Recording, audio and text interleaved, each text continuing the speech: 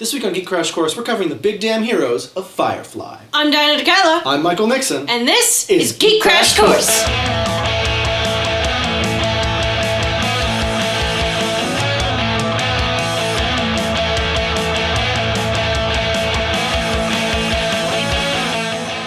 Firefly is a space western created by Joss Whedon that only aired for one season in 2002 but has since gained a cult following.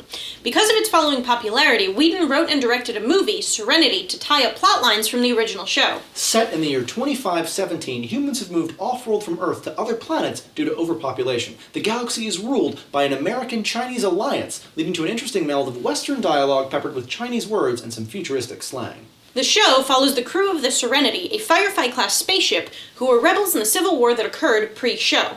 Because they fought for the losing side, they are societal outcasts and make their living with cargo transportation and smuggling. The Alliance officer and soldier uniforms are leftovers from the film Starship Troopers. These uniforms were also used in the series Power Rangers Lost Galaxy.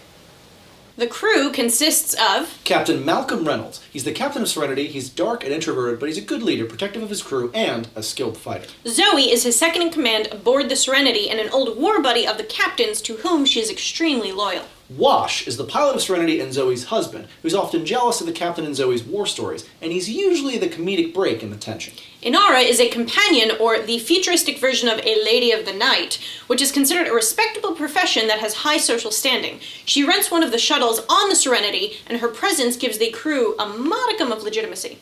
Jane is the muscle on the ship. He tends to shoot first and ask questions later, and he's not afraid about making shady decisions if there's a little extra money involved. Kaylee is the Serenity's mechanic in the form of an adorable and sweet girl. She's got an intuitive sense of machinery and is the most genuinely honest and innocent member of the Serenity crew. Dr. Simon Tam is an incredibly smart and adept doctor who sacrificed his entire future career to break his sister out of a government laboratory. River is Simon's sister. She's a certified genius that's been experimented on by the government, so she exhibits signs of paranoia, has traumatic flashbacks to the experiments done on her, and occasionally has violent outbursts. Book is a shepherd, basically a futuristic pastor, who's slightly less wholesome than you'd expect, but is still a trustworthy moral compass for the ship's crew. The first, and sadly only season of Firefly, introduced the characters and their relationships, their ousted social status, and their business of transporting cargo and smuggled goods. The crew gets into and out of trouble regularly, as relationships among them begin to change and grow. The film Serenity attempts to tie up Firefly's loose ends and give fans some closure.